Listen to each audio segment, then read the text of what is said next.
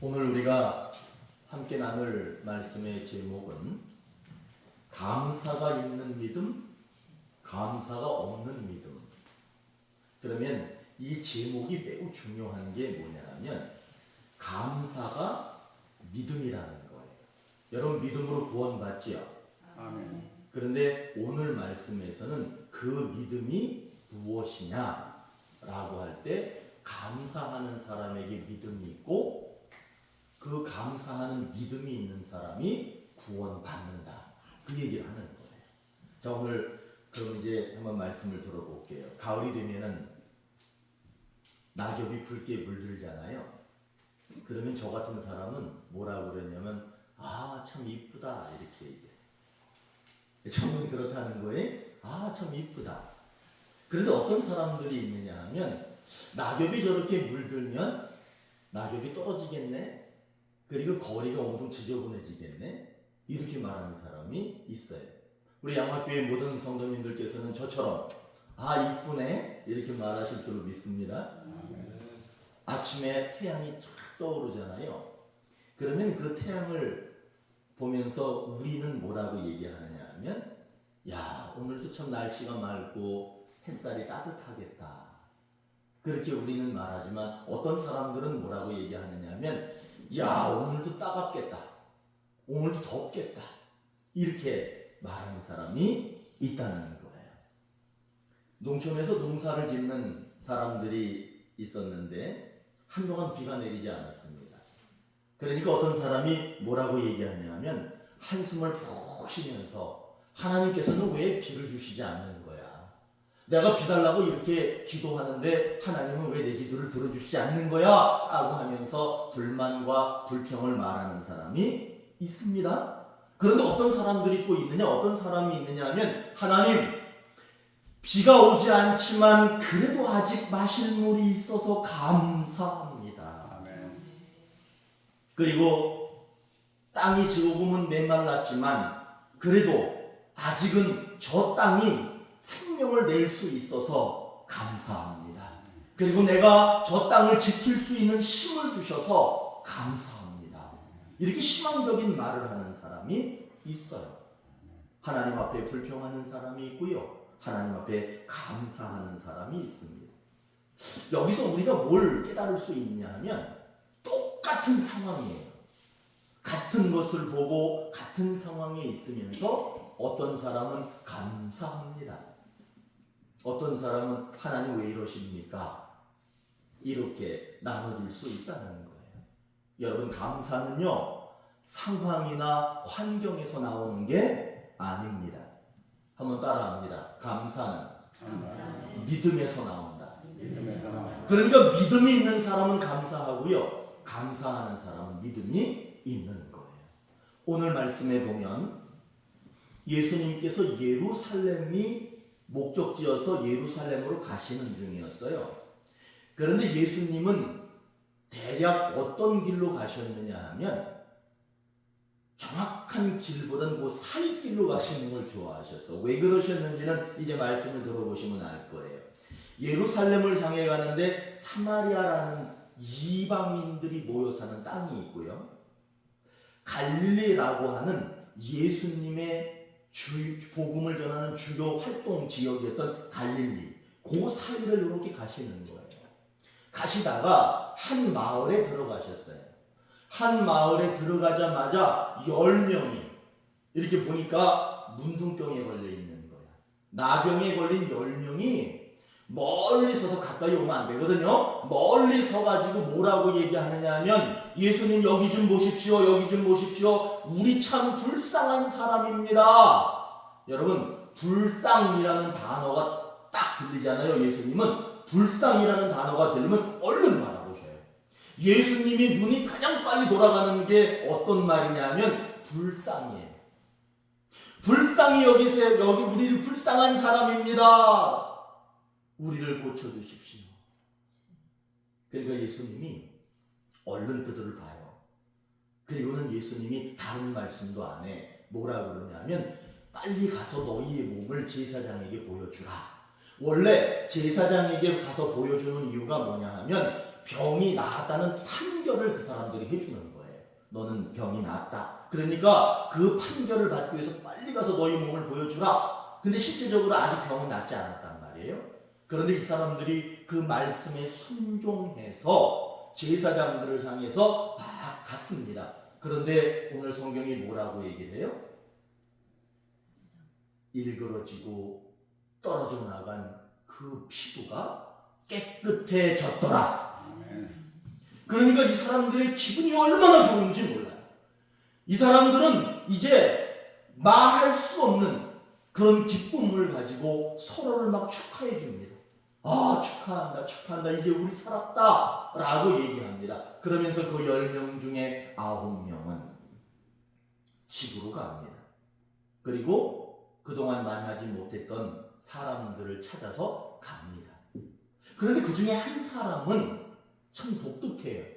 그 사람은 서로 축하하다가 9명이 각자의 길을 갈 때 이 사람이 뭘 했느냐 하면 하나님께 영광을 돌렸다. 제가 영어 성경을 보니까 하나님을 칭찬했다. 하나님이 우리를 칭찬하는 거잖아요. 근데 이 사람이 하나님을 칭찬했다는 거야. 그래서 제가 그 칭찬을 어떻게 했을까 가만히 생각해 보니까 이 사람이 이렇게 했을 것 같아. 엄지손가락 이렇게 한번 해보세요. 하나님 최고. 이게 최고, 이게 칭찬이야. 이 사람이 엄지 2개를 들고 하나님 최고 이렇게 말하는 거야. 그러니까 하나님이 기쁘시겠죠? 하나님 최고라고 하니까 하나님 얼마나 기쁘셨겠어. 하나님 최고 그랬더니 이 사람이 빨리 발걸음을 돌려서 조금 전에 예수님이 계시던 곳으로 갑니다. 그리고는 그 예수님 앞에 가가지고는 무릎을 탁 꿇어요. 그러면서 그 사람이 뭐라고 얘기하느냐 하면 감사합니다. 이 사람은요 하나님 최고 그리고 예수님 앞에 가서는 감사합니다. 이 2마디를 했어요. 그랬더니 예수님께서 이 사람을 향해서 하신 말씀이 우리의 가슴을 울리는 말씀입니다. 그게 뭐냐 하면 내가 너의 나병을 고친 것이 아니라 네 믿음이 너의 병을 고쳤다. 그러니까 우리는 여기서 무엇을 알 수 있느냐 하면 감사가 믿음이구나. 감사하는 사람에게는 믿음이 꽉 차 있구나. 우리는 그거를 알 수 있습니다. 여러분 이 나병 환자 10명은요 공통점이 있었어요. 그 공통점이 뭐냐 하면 나병에 걸렸다는 공통점, 그리고 이 사람들이 말씀에 순종했다는 공통점, 그리고 10명 모두가 깨끗이 고침받았다는 공통점이 있습니다. 그런데 다른 점은 이제 아셨죠? 다른 점은 뭐냐 하면 기쁨도 나눴고 서로 격려했지만 각자 길을 따로 갔다는 거예요. 한 사람은 하나님 최고, 예수님 감사합니다 했어요. 그런 나머지 사람들은 그렇게 하지 못했습니다. 여기에서 우리들은 큰 교훈을 하나 얻습니다. 그것이 뭐냐 하면 9명의 사람은 분명히 은혜를 받았지만 더 이상 은혜가 이어지지 않아요. 더 이상 믿음이 자라나지 않았습니다. 그러나 이 한 사람, 하나님 이제 제가 이렇게 하면 하나님 최고하셔야 돼요. 무조건 우리도 이제 오늘 이 시간에 예배 시간 1시간 딱 지나면 우리가 하나님 최고할 시간이 없잖아요. 그렇죠? 자, 하나님 최고. 이 하나님 최고 하고 예수님 감사합니다 했던 이 사람은요 은혜가 넘칩니다. 믿음이 쑥쑥 자라납니다. 그리고 하나님 칭찬을 듣습니다.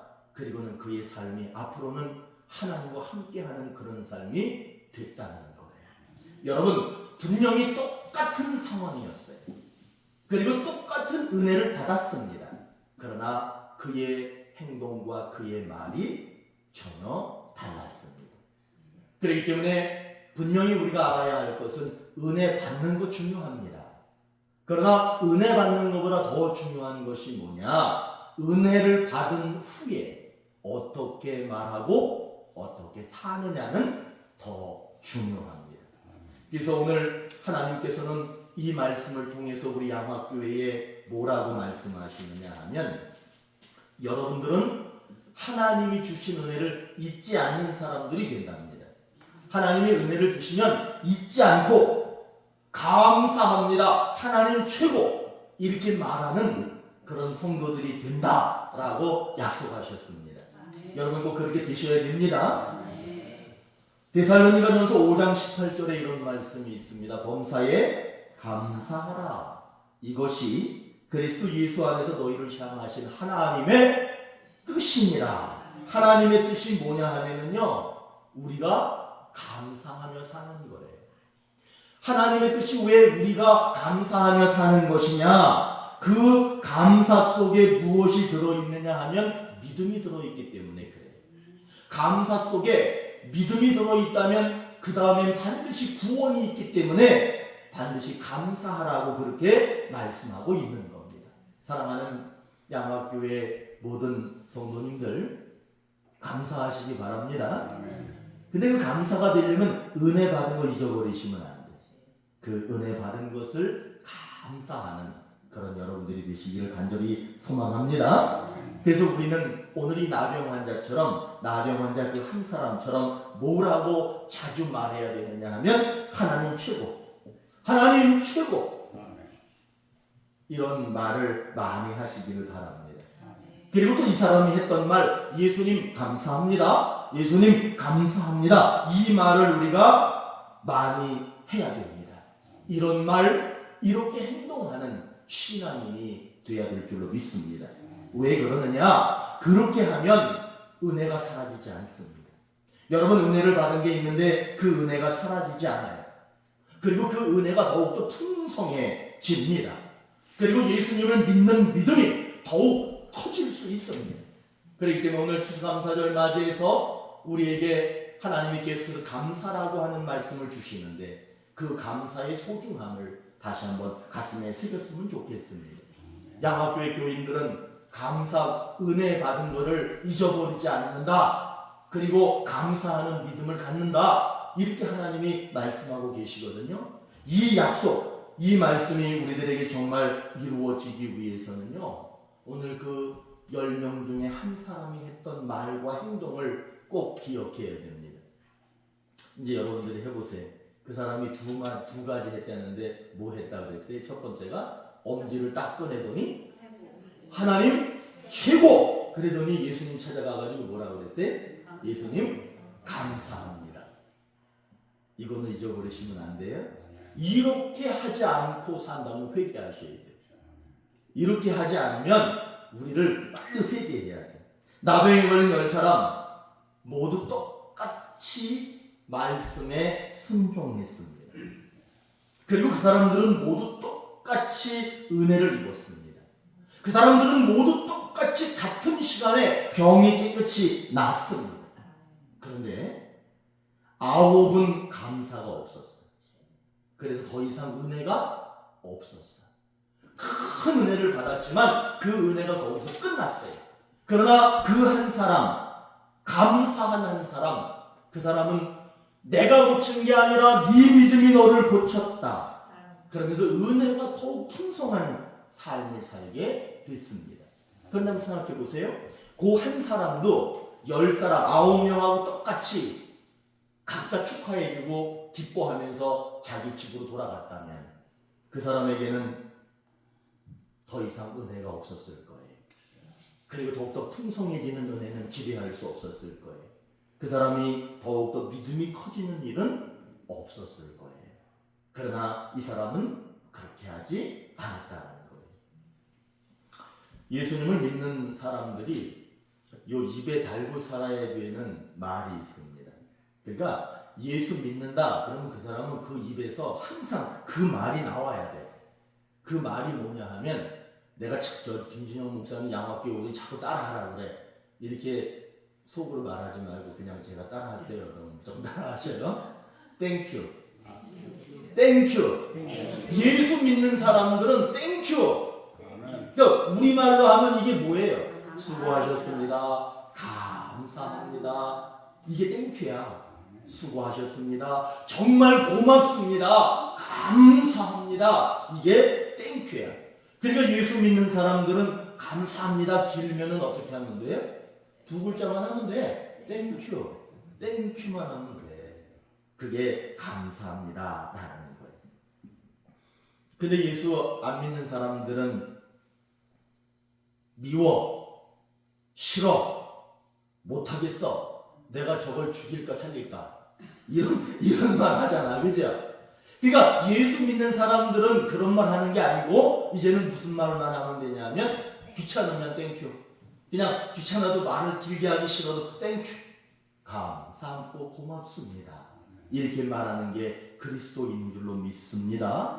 왜 그러냐 하면 미워, 싫어, 못하겠어, 죽일까 말까 살릴까 이런 사람들의 행동은요 정말 그렇게 돼요.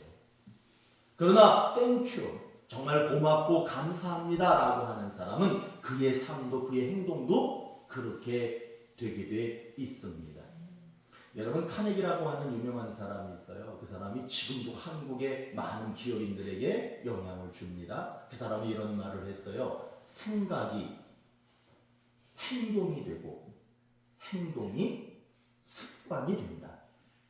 습관이 돼야 그게 진짜 내 거예요. 생각이 행동이 되고 행동이 습관이 된다. 탈무드에 이런 말이 있습니다. 혓바닥을 길들이기 전에는 절대 말하지 말라. 이게 무슨 얘기냐면 혓바닥을 제대로 길들이기 전에는 입을 열어서 말하지 말라. 이렇게 가르쳐주는 게 있습니다. 다시 얘기하면 이 혓바닥이 감사합니다라는 습관이 들어있는 사람은 말해도 된다는 거예요. 그러나 이 혓바닥이 훈련이 되지 않아가지고 감사합니다, 사랑합니다, 믿습니다 이런 게 아니라 싫어요, 미워요, 저거 죽일까 살릴까 이렇게 훈련이 안 된 사람은 아예 하지 말아라 이렇게 말하고 있는 거예요.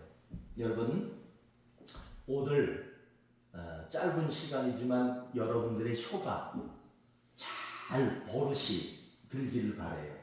어떤 버릇이냐? 하나님 최고, 그리고 예수님 감사합니다. 오늘 이것이 여러분들의 혀의 버릇이 되기를 간절히 소망하고 축복합니다. 우리의 말 한마디가 교회를 세웁니다. 우리의 말 한마디가 교회를 무너뜨립니다. 여러분 가정생활 해보면 알지만 내가 말을 어떻게 했더니 가정이 화기애애 아주 웃음이 넘치기도 하고요. 내가 말을 어떻게 한마디 했더니 가정이 어두워지고 다툼이 일어나고 그거 우리는 사실을 너무나 잘 압니다. 직장에서도요. 많은 사람들이 모여있는 곳에서도요. 그 사람을 칭찬하면 그 사람을 잘 세워줄 수 있어요. 비록 부족하고 모자란 사람이지만 그 사람을 격려하고 응원해 주잖아요. 그러면 그 사람이 잘 섭니다.